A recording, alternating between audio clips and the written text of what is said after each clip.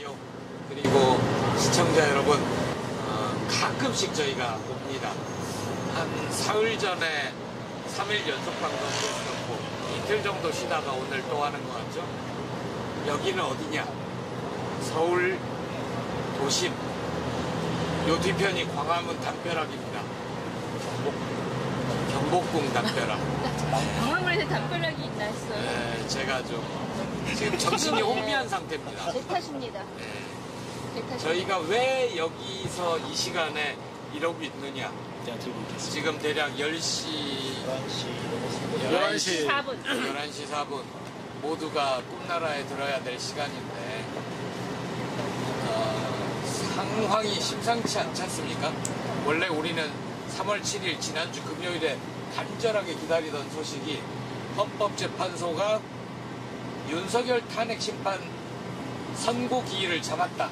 이 소식을 기다리고 있었는데 느닷없이 서울중앙지원지 법원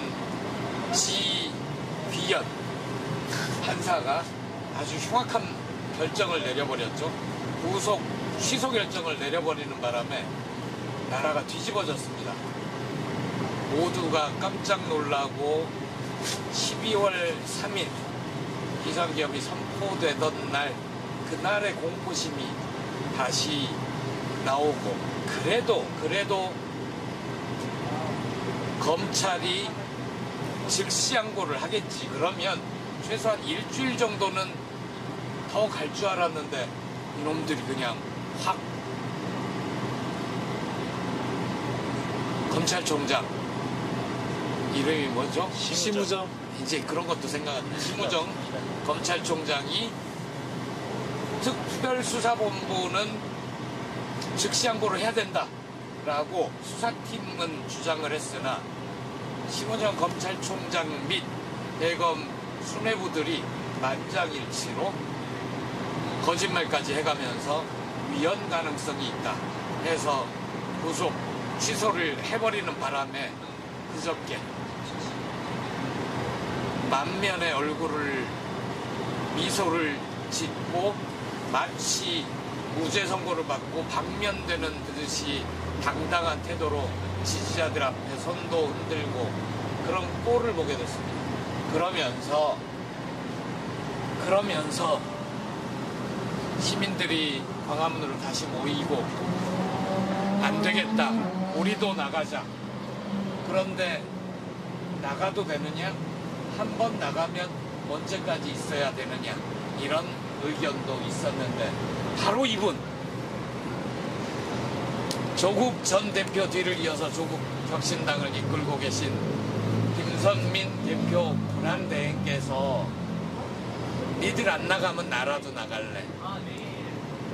그리고 여기 계신 분은 아니되옵니다를 계속했음에도 결국 이렇게 나왔습니다. 대표님 속 시원하십니까? 네. 나오기 잘했죠? 이게 가끔은 머리가 아니라 가슴이랑 몸이 반응할 때가 있거든요. 그날 금요일 날 그랬고 토요일 일요일을 지나면서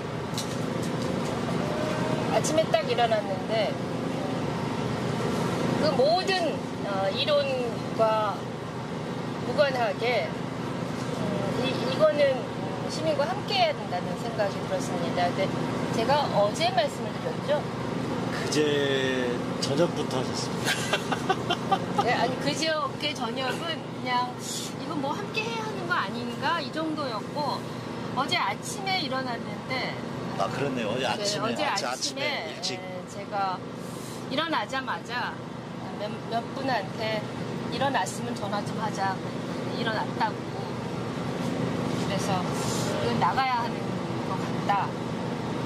일단 뒷일은 모르겠습니다. 그런데 이렇게 가슴이 시킬 때는 나가야 한다고 생각을 했고 그렇게 생각한 이유가 많은 국민들이 또 많은 당원들이 분노, 허탈 이 감정을 SNS에 쏟아내시는데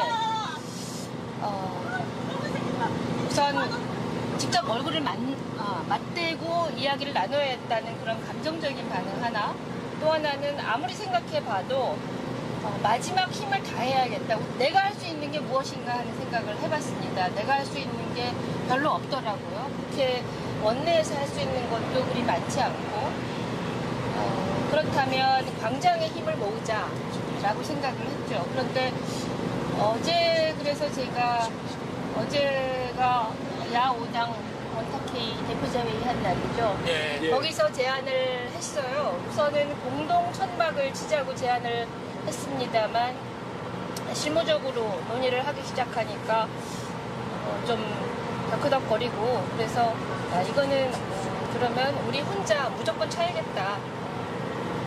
아침에 한 번 더 얘기를 했죠. 네. 사무총장님이 안 된다고 하길래 그러면 우리 의원실이 나가자. 뭐 나를 어떻게 하겠냐. 일단 나가자라고 얘기를 했더니 나가자고 말씀을 하셨고 오늘 천막 치고 공개 의총하고 시민들 반응을 보니까 정말 나오기 잘했다는 생각이 들었습니다. 이럴 때는 몸의 감각을 믿어야 한다는 사실이 맞습니다. 잘 나왔죠, 총장님? 뭐 저는 이제 반대했던 사람으로서 반대에 좀 이유가 있었는데요. 제가 당직자 할 때 2013년에 국정교과서 투쟁을 할 때 약 6개월을 민주당 당직자. 네, 민주당이 있을 때 6개월을 천막당사에서 네. 지냈는데 그때 고민은 나왔는데 들어오기가 너무 어려웠었어요. 해결이 안 되는 거니까. 그래서 그때 좀 힘들었던 기억이 있었고 또 하나는 저희가 이제 전국 상황도 그렇고 또 탄핵이 되면 바로 대선을 치러야 되는데 대표님이 나오시면 당직자들은 당연히 따라놔야 되고 대선 준비에 좀 지장이 있겠다. 누군가는 앞날을 보고 준비를 해야 되니까. 근데 대표님께서 뭐 안 되면 김선민 의원실 식구들하고 하겠다. 근데 제가 나중에 봤더니 부총장들 둘이 네. 저한테 보고도 않고 네. 천막 식자리를 알아보고 다니고 있네요. 네. 저는 그 보고를 다 받고 있었거든요. 저만 모르고 있다가 이거 오후에 총장님 패싱인가? 아니 그건 아니죠. 부총장들이 총장 패싱했습니다. 근데 오후에 다른 정당들 상황을 보니까 실무적으로 공동천막을 치는 게 어렵다고 했던 당이 천막을 치려고 준비를 하고 있다는 얘기 듣고 대표님 판단이 옳았다라고 생각을 했고 두 번째는 왜 대표들만 되면 이렇게 고집들이 세시나 사무총장 하기 너무 힘들다 이런 생각을 하면서 그러면 우리 당 역사가 짧은데 김선민 대표 전에 대표는 딱 한 명 아니었습니까? 뭐 그렇다고 하는데 그분도 고집이 참 세시는 분이었고 결단하면 뭐 바로 몸이 그냥 반응하시는 분이어서 딱 들었던 생각은 지도부가 될 때 가지고 있는 무게감이나 이런 것들이 좀 저는 이제 아무래도 실무를 챙겨야 되는 입장인데 지도부의 결단력들은 좀 다르구나 이런 생각을 하고 반성을 하고 있는 중입니다. 박수! 이제 그런데요, 제가 볼 때는 우리 황 총장께서 안 됩니다 하면서 속으로는 가십시오 그러는 게 보였어요. 그래서 대표님 오늘 네. 광장에 나와서 네. 어떤 순간에 참 잘 나왔구나 그런 생각이 들었는지 시민들을 만나고 계엄군을 맨몸으로 막아 나섰던 네. 위대한 시민들이잖아요. 네. 그리고 국난 극복이 취미인 그러면서도 아파도 결국 나오는 그 시민들 만나면서 어떤 생각이 드셨는지 어떤 느낌이었는지 간단히 말씀해 주시죠. 우선 잘 나왔다 싶었던 거는 이 비상행동 공동의장단과 야6당 대표들 연석회의 할 때 공동의장단 여러분들을 뵈니까 단식 물론 많이 하셨던 분들이 많지만 이 현장에 오지 않으면 느낄 수 없는 그 결기, 체온 이런 게 느껴져서 무조건 잘했다 이런 생각을 했고 두 번째는 아까 요 앞에서 공개 의총을 하고 있을 때 지나가는 시민들이 반응을 해주는 거예요. 환호하시고 네. 발언하시고 우리 사실 공개 의총을 좀 더 일찍 끝낼 생각이었는데 안 끝나지 않았습니까? 김벌 대변인님이 화장실을 가는 바람에 흐름이 끊겨서 일찍 끝났는데 참 잘 왔다. 뭐 내일 또 계속 열린다 하니까 시민들께서 무조건 나왔다 하시더라고요. 뭐 할 게 없어서 나왔는데 이렇게 와줘서 참 고맙다라고 말씀하셔서 정말 오기 잘했다 그런 생각을 했습니다. 그러니까 제가 네. 화장실을 가면 네. 끊기는 의총은 문제가 있는 거 아닙니까? 안 저 끊겼어요. 말고도 네. 사회자를 여럿을 두고 네. 이번 싸움이 끝날 때까지 좀 네. 여럿을 키우고 돌리는 건 어떻습니까? 뭐 근데 아까 보니까요 사회자가 없어도 저절로 불러가더라고요. 그러니까. 예. 네. 그리고 막 시민들이 처음에는 아 나 안 해요 막 이러시다가 한 번 두 번 하시기 시작하니까 끊어지지가 않더라고요. 아니 우리 역사에 만민공동회라는 게 있지 않습니까? 예. 민회. 그래서 정말 우리 과거로 치면 백성들 그리고 지금 시민들 깨어있는 시민들이 너무나 위대하셔서 미처 우리가 생각하지 못하는 진리를 말씀하시고 논리를 말씀하시고 그래서 그분들의 생생한 이야기를 들을 때 더욱 훨씬 피부로 다가오고 그게 자양분이 되는 거예요. 오늘 오신 시민들이 말씀을 하시는 게 심우정 탄핵해라. 그리고 초반에 왜 내란 국무위원들 줄 탄핵하지 않았느냐. 네, 그 한꺼번에 말씀, 싹. 한꺼번에, 예. 연속해서 하는 거 말고 우리 그때 한꺼번에 묶어서 탄핵하자고 얘기했는데 왜 그거 안 됐느냐. 네. 지금이라도 안 되느냐. 조국 혁신당 혼자 못하는 거냐 이 말씀하셨고요. 그럼 제일 많은 분이 말씀하신 거는 검찰개혁이었어요. 검찰개혁이라는 이슈가 이렇게 광장에 계시는 시민들이 직접 느끼고 저희 옆에 있는 큰 당에서 별로 의지가 없으신 것 같은데 시민들은 이렇게 광장에서 열의를 모으고 계시거든요. 그런 걸 보면 참 우리 시민들이 정말 현명하고 그리고 참 이게 좀 껐으면 좋겠는데요. 저기 좀 아니 이게 약간 이 사람 김명신 비서관님 이게 가스가 좀 나오는 것 같아요. 예. 뜨겁고. 네. 뜨겁고 예, 약간 그래서 아까 이렇게 계시는 모습을 보니까 우리 국민들이 그냥 열기만 있고 이러는 게 아니라 항상 의견이 분명하고 참 많이 아시고 민주주의 훈련이 돼 있으신 분들이라는 생각 참 많이 하는데 특히 이제 지나가면서 저 당원이에요 하시는 분들은 정말 식견이 높으세요. 제가 깜짝깜짝 놀랄 때가 많습니다. 오늘뿐만 아니라 제가 참 일복이 많은 게 지난주 토요일에 시도당 간담회를 전부 이제 하고 마쳤어요. 우리 한 3주 걸렸죠. 네. 시도당에 가면 당원들께서 항상 정말 품격 있는 정치 토론 하시고 사회권 선진국, 뭐 검찰개혁 그리고 정치개혁 이런 걸 다 말씀을 하시거든요. 우리 국민 그리고 우리 당원의 수준이라는 것은 이렇게 높은데 우리 정치권이 참 더 잘 따라가야겠다는 생각을 참 많이 합니다. 예. 그 댓글 보니까 추운데 얼마나 고생이 많으시냐고 별로 안 추워요 근데. 나온 지 얼마 안 돼서 아직 따뜻하고요. 다행히 우리 당직자들이 너무 춥지 않게 난로도 네. 놔주시고 해서 괜찮습니다.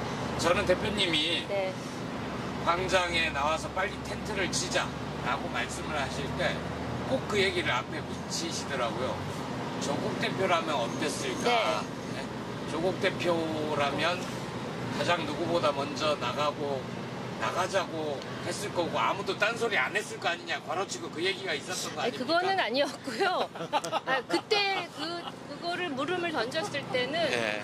정말 차갑게 이때 우리가 해야 할 일 그리고 힘을 쏟아야 할 일이 뭘까를 고민을 했어요. 이제 법학자로서 이게 굉장히 법률적인 일이기 때문에 제가 의료의 일이라면 그냥 몸으로 반응했을 텐데 이 법적인 거는 조국 대표님의 그 식견과 통찰을 갖고 싶었어요. 그래서 이 마당에 해야 할 것이 무엇일까를 생각하고 그때 이제 이광철 위원장님께 여쭤봤죠. 조국 대표님이라면 어떻게 했을 것 같아요? 그래서 위원장님이 답을 안 하고 네. 그냥 대행님의 길을 가시면 됩니다. 그게 제일 편하거든요. 그 약간 맞는 키 맞는 같은 키. 예. 책임도 없고. 근데 이제 그래서 머리를 막 다시 돌렸죠.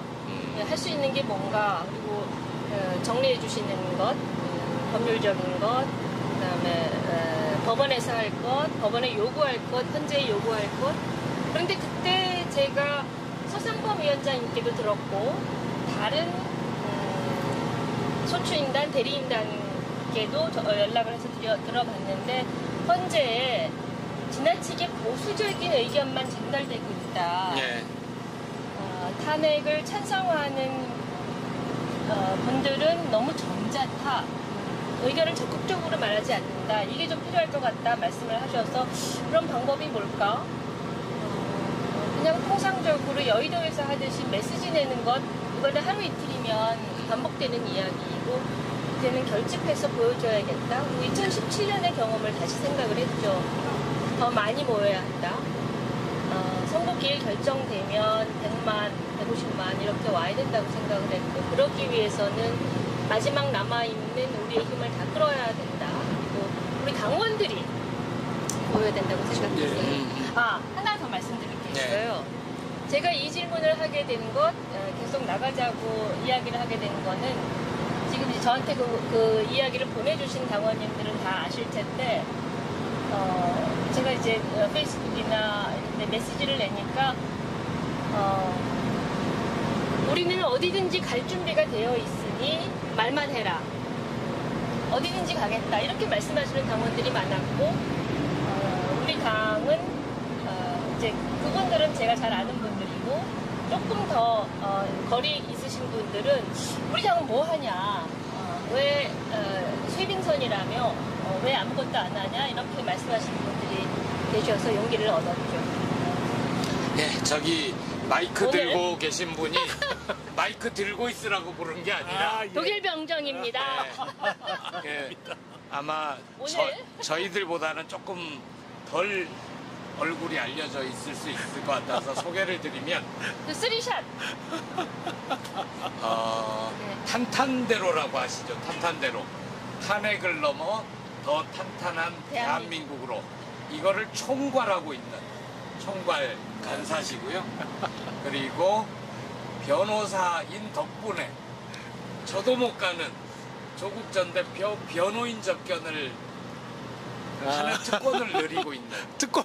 네, 그리고 오늘 조국 대표를 연애를 하고 네. 와서 그 따끈따끈한 소식을 존경하는 국민 여러분 이렇게 시작하는 거를 구슬로 듣고 그거를 당에 전해준 이광철 총괄 특보입니다.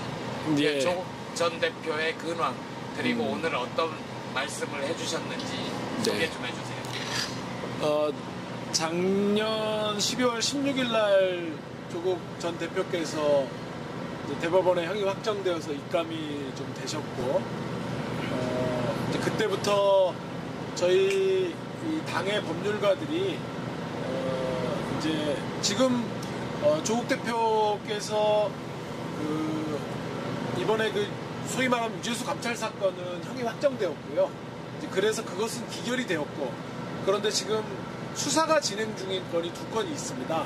그래서 이른바 울산 사건이라고 그래가지고 울산 사건에 개입했다고 그래가지고 그게 지금 서울중앙지검에서 수사가 진행 중에 있고, 그게 황운하 원내대표 무죄 황운하 판결. 원내대표가 이번에 항소심에서 무죄를 받으신 그 건이고요. 저도 사실 거기에 공동 피의자로 되어 있고, 이제 또 하나는 지난 12월 3일 날 비상계엄 때 조국 전 대표께서 국회에서 장갑차의 행렬에 시민들이 맞섰다 이렇게 표현을 하셨는데, 서울시 의회 의원 가운데 국힘 소속의 의원 가운데 이종배라고 하는 서성을 무지 잘하는 프로 고발러입니다. 이분이 뭔 일만 있으면 고발을 하고, 저도 그분한테 김학의 사건으로 고발을 좀 당했는데, 이분이 이제 그 장갑차가 허위다 해가지고 영등포 경찰서에 고소를 하나 해놓은 게 있어서 이제 그 두 건의 미결 사건에 대한 변론을 위해서 저희가 변호인단을 좀 조직했고, 그래서 오늘 제가 접견을 다녀올 순서가 되어서 오늘 오전에 조국 대표님을 뵙고 왔고, 또 오늘 여러분들의 페이스북과 SNS에 전파되었던 조국 대표님의 전 대표님의 그 말씀, 이번 저 구속 취소권에 관련되어서 법률가들의 농간, 또 그것들을 시민의 힘으로 돌파해야 한다는 취지의 그런 말씀들을 제가 가서 구술로 좀 말씀을 듣고, 오늘 김선민 대행님과 권한대행님과 또 당 지도부에 전달을 해서 그게 오늘 우리 당원과 국민들께서 그 부분을 좀 보실 수 있었습니다. 주요 내용을 말씀해 주셔야죠. 뭐 알아서 찾아봐라 페이스북. 네. 직접 그 원문의 향기를 직접 느끼시는 것이 좋을 것 같고, 그리고 사실 조국 대표를 사랑하고 아끼시는 뭐 국민들, 당원분들은 이미 다 보셨을 것 같습니다. 보셨을 것 같고, 이제 그 말씀을 구술하면서 조국 대표의 좀 근황들도 같이 제가 말씀을 나눠서 그 얘기를 하면서 제가 시간을 좀 보내기보다는 조국 대표님의 말씀과 근황, 여러 부분들을 말씀드리는 게 또 오늘 더 궁금하실 것 같은데요.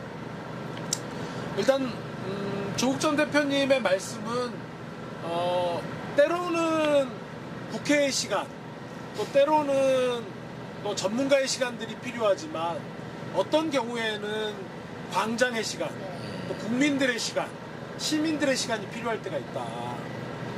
지금처럼 법률가들이 형식적 법률을 적용함으로 인해서 농간을 부릴 때 이것을 돌파할 수 있는 것은 몇몇 법률 전문가들의 그럴듯한 논리나 이런 것들이 아니라 국민들의 헌법을 수호하고자 하는 어떤 총력의 의지, 이런 것들이 필요하고, 그래서 오늘 제가 들어가 있을 때만 해도 뭐 김선민 권한대행님의 그런 좀 천막을 치자라는 말씀들이 좀 뭐 일부 좀 고민들도 있었고 해가지고, 조국 전 대표님께서는 제가 이제 사실 어제 접견을 오늘 간다고 해가지고 김선민 권한대행님께서 저에게 웃으시면서 저에게 당부하신 말씀 있으세요. 아까 권한대행님 말씀 주셨는데, 제가 내일 조국 전 대표님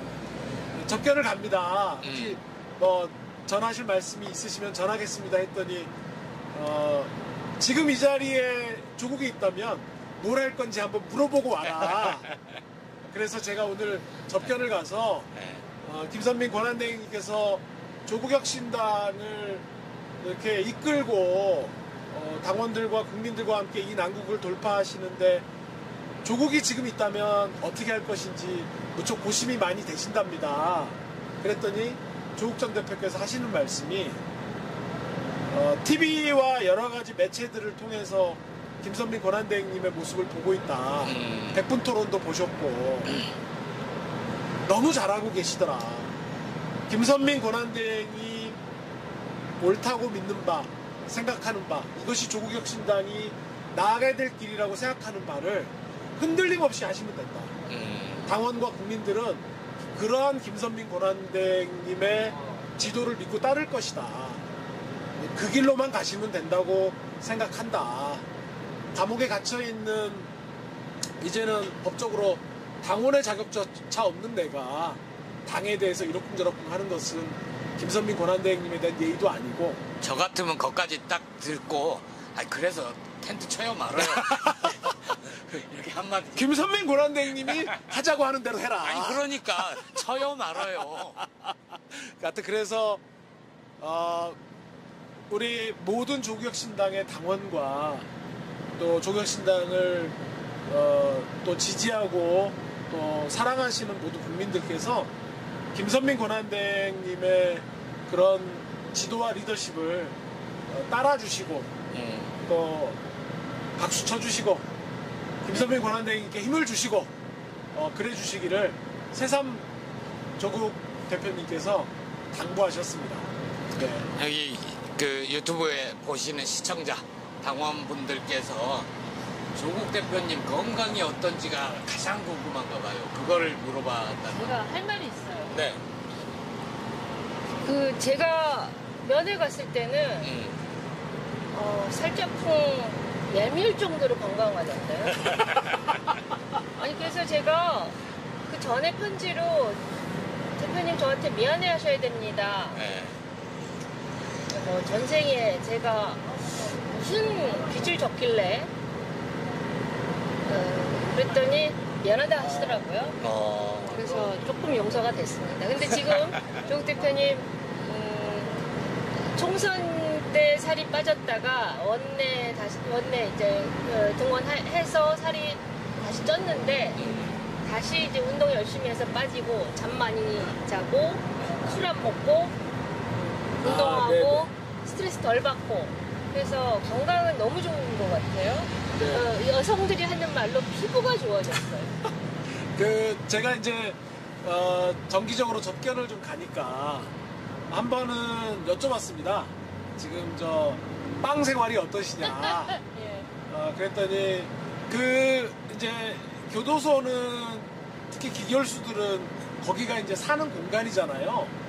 이제 그런데 어쨌든 간에 그 수감자들의 신병과 또 건강들을 국가가 책임지는 거라서 어쨌든 수감자들이 또 취침 중에 아예 암흑처럼 깜깜하게 되면 혹시라도 어떤 일들이 발생할까 싶어서 그 교도소 방에 천장에다가 미등을 좀 달아놓는데 그 미등을 9시면 완전 소등하진 않고 그러니까 밝기를 조금 이제 낮춰가지고 그래도 실루엣 정도가 보이는 수감자들의 모습이 밖에서 그렇게 해야 돼서 이렇게 밤에 누워도 완전한 깜깜한 밤은 아니라고 합니다.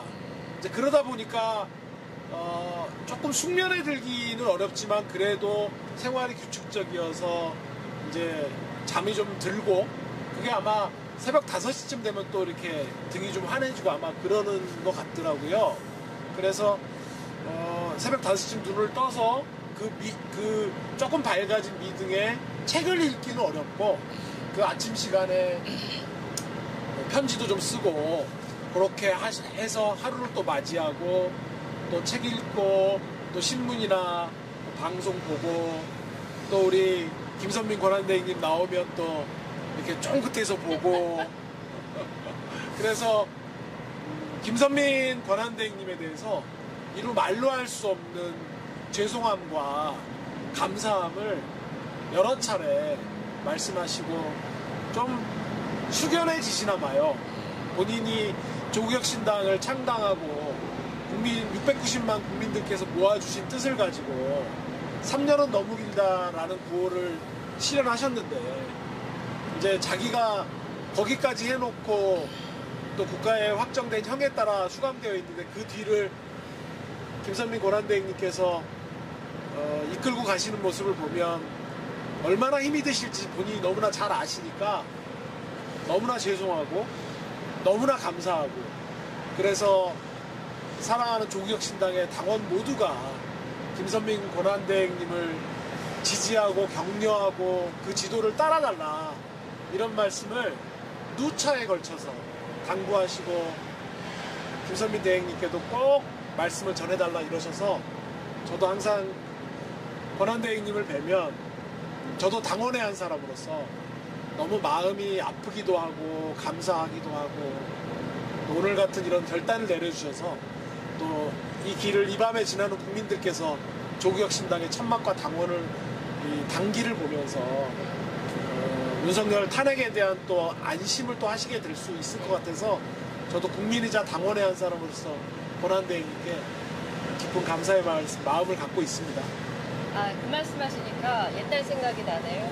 82년도에 길을 조국 대표님이 제가 TV에 나오면은 쫑긋하신다고 그랬는데 82년도에는 조국 대표님 지나가면 여학생들이 쫑긋했었어요. 쫑긋했었고 그 다음에 최근 들어서 지난번에 한번 이광철 위원장님께는 말씀드린 것 같은데 제가 지난 12월까지만 해도 11월까지만 해도 과연 정치인 김선민이었나 하는 자성이 들어요. 그냥 저는 계속 전문가 뭐 혹은 연구자 이런 아이덴티티로 살았는데 지난해 1년 전에 정치라는 걸 시작하게 됐는데 여전히 저는 그냥 보건복지위원회에서 제가 하는 일을 잘하는 그런 사람, 그리고 당의 일에는 그냥 국 대표님이 하자 그러면 열심히 듣고 이런 건데 그렇게 정치인으로서의 제가 발현되지는 않았던 것 같아요. 근데 어느 순간인지 잘 기억이 안 나는데 12월, 1월 이렇게 지나면서 어느 순간 내가 정치인이 되고 있구나. 정치인이 된다라는 건 여러 가지 의미가 있는데 정말 항상 이 전체 판을 읽고 이 상황에서 협상 그리고 내가 어떤 것을 상대방에게 주고 상대방으로부터 어떤 것을 받을 것인가 이런 것들을 이렇게 바둑을 두듯이 한 수, 두 수 앞을 내다보기 시작했구나 하는 것. 그다음에 두 번째는 지난해 이맘때 우리 선거운동 다닐 때요. 총선할 때 그리고 지난 11월, 10월 탄핵다방 다닐 때만 해도 제가 조국의 싸움에 동참하고 도와주는 거라고 생각을 했었어요. 그리고 이제 대표님 수감되고 나서도 한참 동안 나는 조국의 빈자리를 지키는 사람.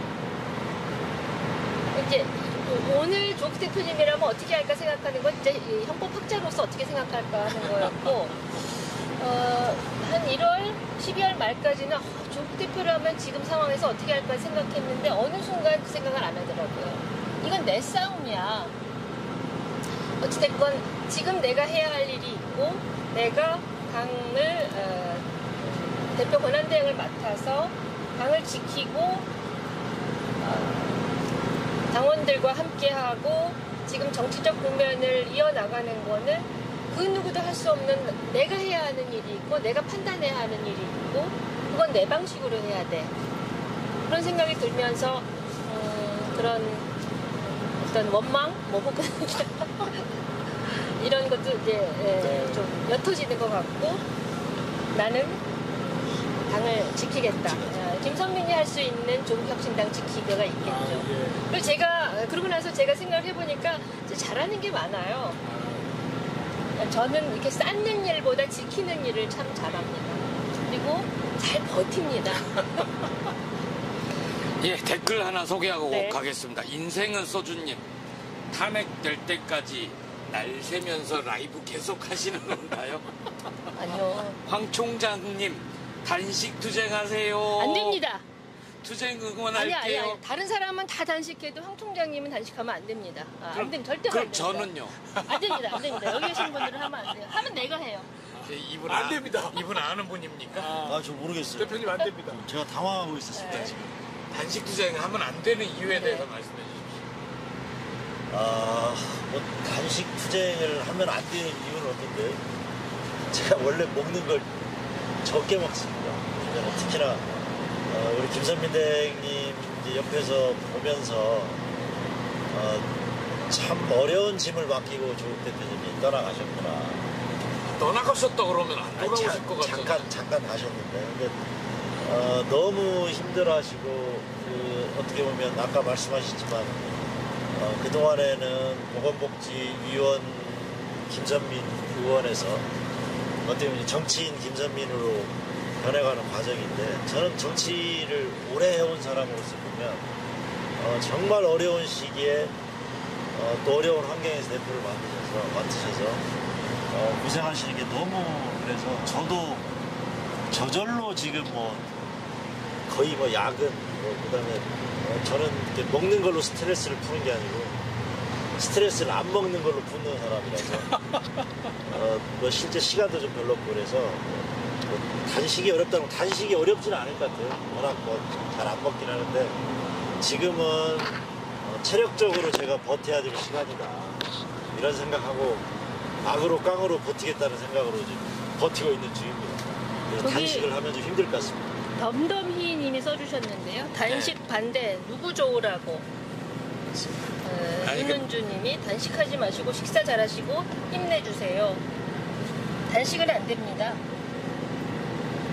제 아이디하고 같은 분이 계시네요. 아테나. 제가 그리스 여신 중에 가장 좋아하는, 그리고 아마 아이덴티티로 아테나예요. 그리고 그래서 그리스를 좋아하고 아테네를 좋아하고 제 아이디도 아테나인데, 지금은 지혜의 여신보다 전쟁의 여신으로서의 아테나가 필요한 시기인 것 같습니다. 네, 저기도 우리 좀 얘기도 해봐야 되는 게, 현실적으로 언제까지 우리가 광화문 광장을 지킬 것인가. 광화문 광장에서 떠나기 위해서라도 빨리 윤석열을 탄핵해야 된다.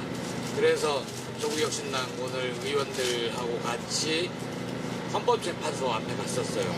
헌법재판소 앞에 갔더니 난리더라고요. 그리고 정문 쪽은 아예 그 사람들이 장악을 해서 들어가지 못하고, 한쪽 구석에 동문이라고 작은 문이 있는데 그 앞에서 기자회견을 하는데도 옆에서 계속 시끄럽게 떠들고, 제가 장난을 좀 쳤어요. 제가 사회를 보다가 어떤 아주머니가 기자회견 시작하기도 전에 오래오래 소리를 지르시길래 제가 마이크 잡고, 아이고 어머니 목청 좋으시네요. 점심은 드셨어요? 그랬더니 그때부터 조용히. 네. 어떻게 조용해지시죠? 저 같으면 안 조용할 아니, 것 같아요. 그냥 웃고 말더라고요. 네. 그리고 또 한 청년이 네. 계속 옆에서 거의 귀에다 댔다시피 떠드는 거예요.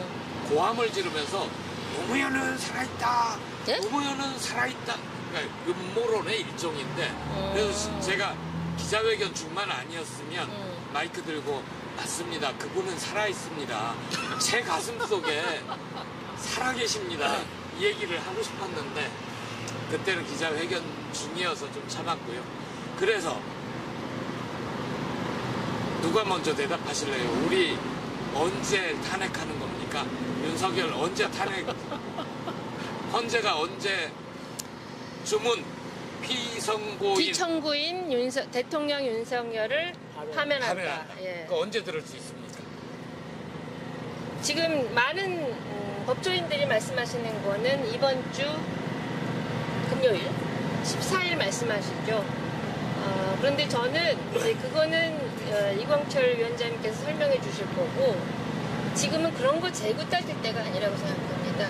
앞당기려면 최대한 많은 사람들이 광장에 모여야 하고, 그리고 그 함성이 헌재에 전달이 되어야 하고, 그게 중요하지.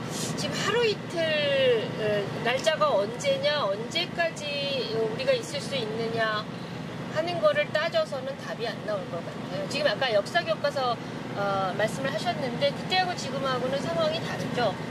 어쨌건 이게 올라가 있으니까 이번 주 아니면 그 다음으로 넘어갈 수도 있겠죠. 만약에 넘어가고 탄핵이 지지부진해진다 그러면, 혹은 다시 이제 끔찍한 순간이 온다 그러면 우리 뭐 이렇게 다 무사하지 못할 겁니다. 그래서 지금 확률론적으로 이야기할 때 이런 시나리오 저런 시나리오를 생각할 겨를이 없이 그냥 일로 매진하고 총력을 집중하고 사직생의 각오로 임하고, 그리고 나서 문제가 있게 된다면 그거는 다른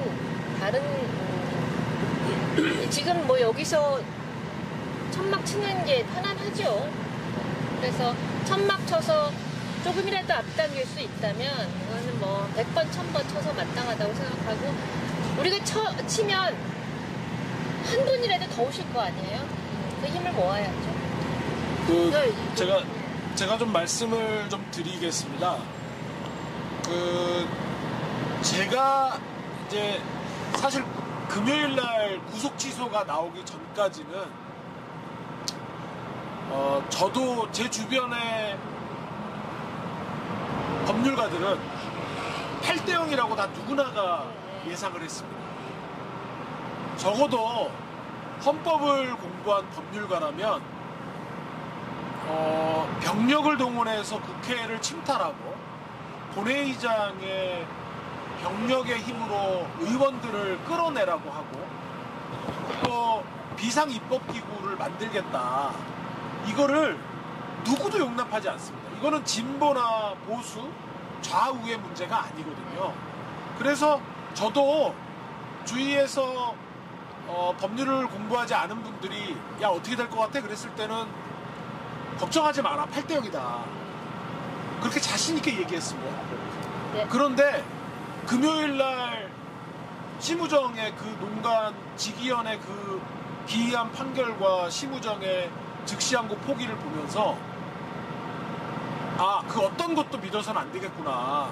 지금 국민들, 우리 당원 여러분들께서는 한 번씩은 들어보셨겠는데 지금 세간에는 5.5 대 2.5라는 말이 돌고 있거든요. 이 자리에서 헌법재판관님의 성함을 거론하는 것은 좀 그렇고 대단히 보수적인 재판관 두 분은 이미 탄핵 기각이다. 이제 5.5 대 2.5의 얘기가. 그리고 조금 덜 보수적인 분이 탄핵 인용과 기각을 왔다 갔다 한다. 그래서 이 한 분을 쟁탈하기 위해서 양쪽이 지금 치열하게 싸우고 있다라는 게 5.5 대 2.5의 그 이론의 골자였어요. 가설에. 저는 말도 안 된다고 그랬습니다. 지난주 금요일까지. 있을 수 없는 일이고 그 보수적이라고 불리는 법관 두 분도 결코 이것을 기각결정문을 쓰지 못할 거다. 그런데 저를 포함해서 대부분의 법률가들이 지난 금요일을 기점으로 아무것도 믿을 수 없다. 네. 실제로 정말 5.5 대 2.5가 현실이고 만약에 5대 3으로 된다 그러면 지금 그렇습니다. 국민 여러분께서 아시겠지만 지금 한 분의 마은혁 재판관이 임명이 안 된 상태로 있잖아요. 지금 우려되는 거는 6대 2가 되면 다음 주에 선고가 날 겁니다. 지금 6분의 헌법재판관들이 모이셨다면 이번 주가 아니고 다음 주에. 이번 주. 네. 그랬다면 이 심우정의 농간으로 초래된 헌정의 위기를 그냥 보고 있지 않으실 거기 때문에 그것은 정말로 다행인 일이고요. 근데 만약에 오다 그러면 한 분의 재판관을 더 추가 임명해서 그 한 분의 의사에 따라서 6이냐 5냐가 결정되기 때문에 그러면 이제 최상목 권한대행에게 넘어가는 거거든요. 이게 최상목이 하겠냐고요? 안 하죠. 그래서 사실은 관전의 포인트는 이번 주에 탄핵 결정이 선고가 나느냐, 최소한도로 탄핵 결정을 하겠다는 날짜가, 선고일자가 고지되느냐가 매우 중요한 관전 포인트가 됩니다. 만약에요, 왜냐하면 왜 그게 중요한 관전 포인트냐면 오늘도 지금 평의가 있었다는 거거든요. 이 평의가 매일같이 있는데 이번 주 안에 선고가 안 나거나 선고일자가 안 잡힌다는 건 헌법재판소 내에 이견이 이번 주 내에 선고가 안 될 정도로 치열하게 있다는 걸 의미하는 거거든요. 만약에 그렇게 해서 이번 주가 넘어가면 지금 그리고 국민 여러분께서 하나 관전 포인트로 또 삼으셔야 될 것은 4월 18일 날 문영배, 이미선 두 재판관의 임기가 만료된다는 겁니다. 4월. 예, 4월. 그러면 지금 그 2나 2.5는 4월을 기다릴 거라는 겁니다. 그러면 실제로 시간 끌기로 4월이 넘어가면 윤석열 탄핵은 불가능해진다라는 것을 의미하는 것이어서 사실 그러한 위기의식이 있었기 때문에 김선민 권한대행님도 천막을 치고 광장에 나가서 국민들의 결집된 힘을 보여주자고 결단하셨던 거고, 그래서 사실은 이번 주 안에 헌법재판소가 탄핵을 선고하거나 대통령 윤석열의 파면을 선고하거나 최소한 선고일자를 고지해야만, 참고로 노무현 대통령 탄핵과 박근혜 대통령 탄핵 때는 2일, 3일 전에 선고일자가 고지가 되었습니다. 그렇기 때문에 이번 주 안에 선고가 나거나 선고일자가 고지가 되느냐 하는 부분이 대한민국의 운명을 좌우할 수 있다. 저는 그렇게 생각하고, 그렇기 때문에 국민들의 헌법소의 결집된 힘, 이것을 보여주시는 것이 정말로 중요하다. 만약에 탄핵이 기각된다고 생각해 보십시오.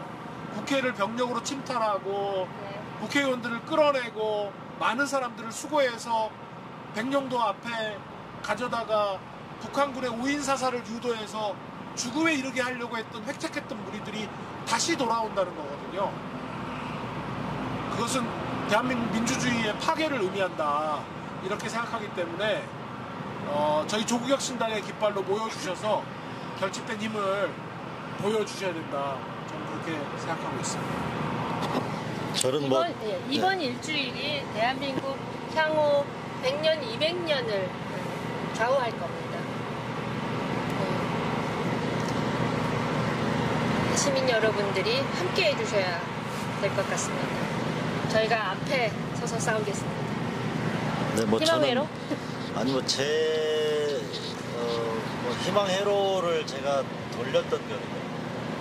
지난 7일이 금요일이고 선거기일을 잡게 되면 주말에 광장에서 양 진영이 극단적으로 대치할 우려가 있어서 헌재가 오늘이나 내일쯤은 선거기일을 잡고 이번 주 금요일에는 선거를 하지 않을까라는 게 이제 제가 예상했던 분석이었고요. 만약 이게 안 되면 아까 우리 이광철 변호사가 한 대로 상당히 복잡해질 수 있겠다 이런 생각을 하고 있었습니다. 근데 마침 오늘 조국 대표가 이제 면회 과정에서 구술로 보내왔던 글에 조국 대표의 이야기로 그냥 저는 이야기를 하는 게 좋을 것 같습니다. 제가 잠깐 읽어드리면요. 존경하는 국민 여러분, 대한민국의 봄이 오는 길이 평탄하지 않습니다.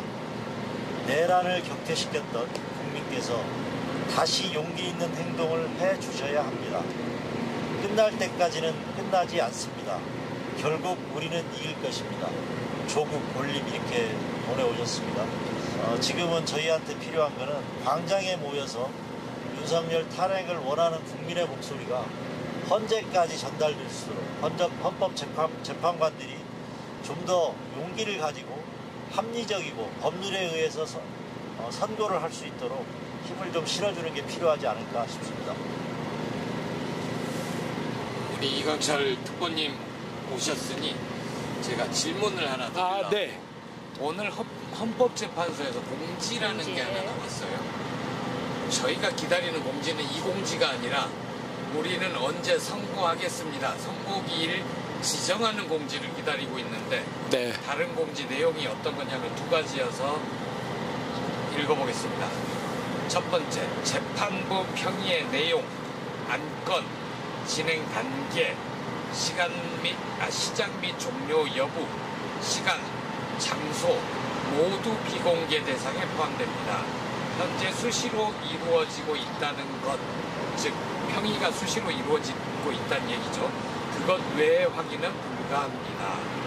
두 번째, 중요 사건 선고 기일은 당사자의 절차 보장 및 언론사 형평성을 고려하여 당사자 기일 통지 및 수신 확인이 이루어진 후 기자단 전체에 공지되므로 이러한 점 이해해 주시기 바랍니다.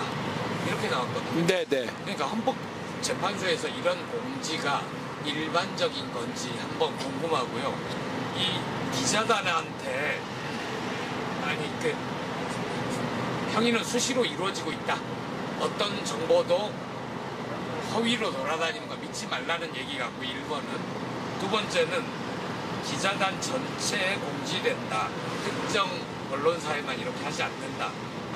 당사자 기일 통지 및 수신 확인.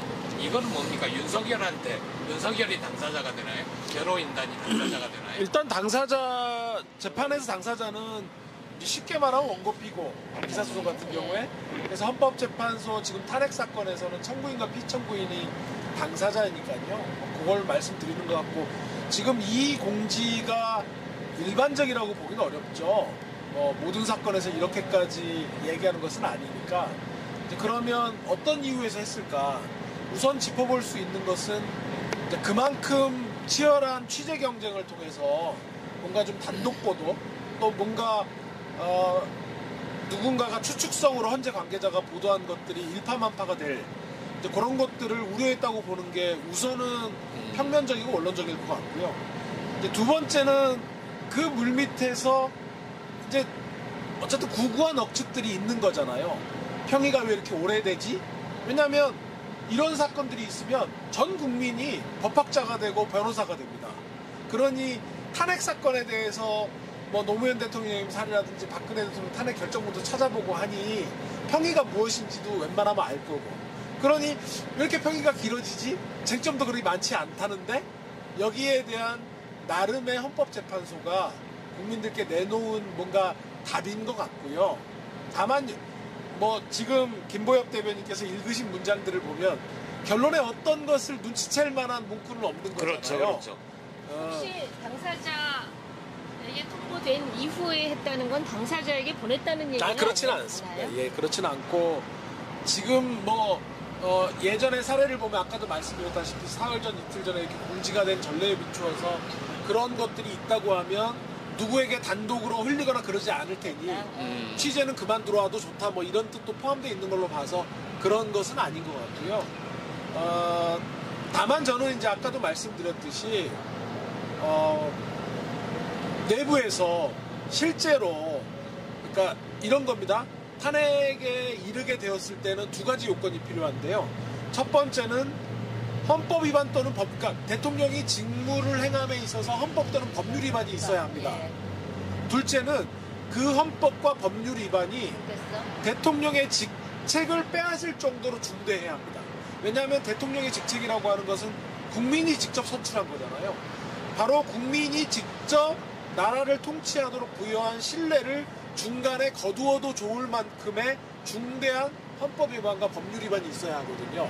우리 다 봤잖아요. 그렇죠. 그래서 저희들은 국회 병력을 통해서 침탈해?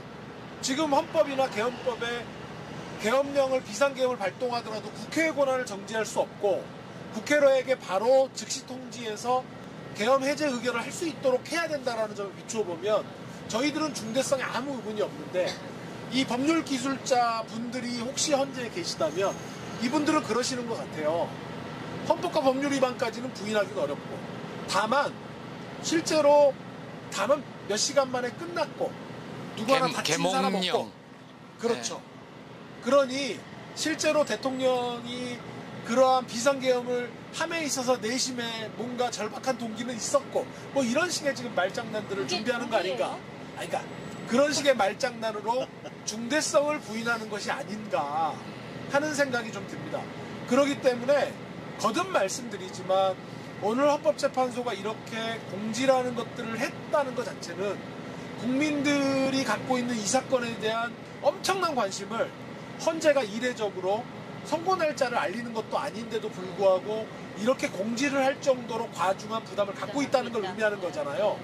바로 그렇기 때문에 일부 혹시라도 있을지 모르는 법률 전문가들의 형식적 법논리, 오늘 조국 대표님이, 전 대표님이 오늘 말씀에서 가장 강조한 건데 그거를 통해서 궤변을 늘어놓고 2.5를 3으로 만들기 위한 지금 치열한 노력들이 있다면 그 힘을 분쇄할 수 있는 유일한 힘은 국민 여러분의 헌법소의 의지다.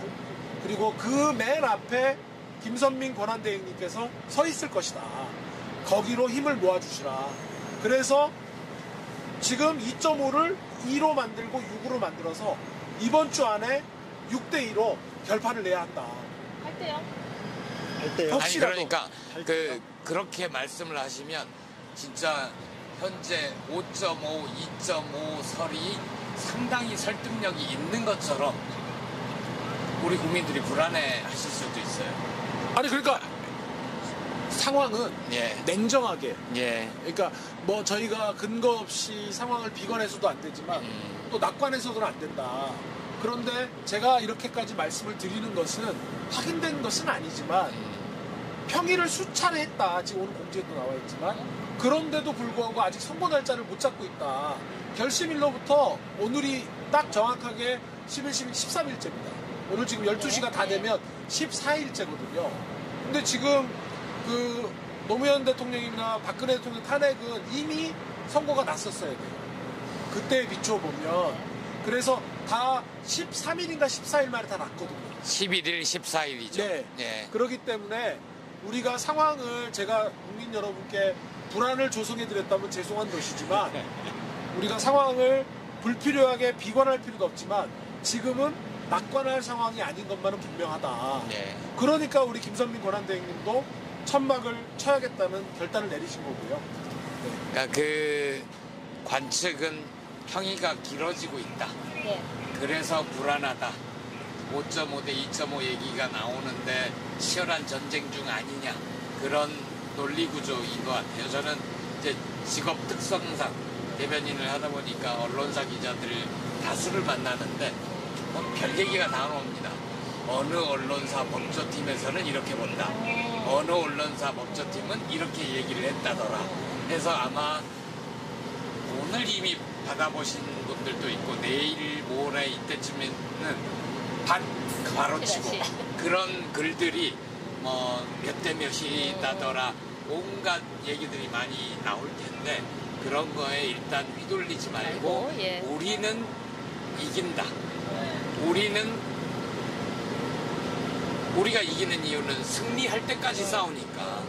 그래서 그런 마음으로 광장으로 모여주시길 기대하고 각각 짧게 드리겠습니다.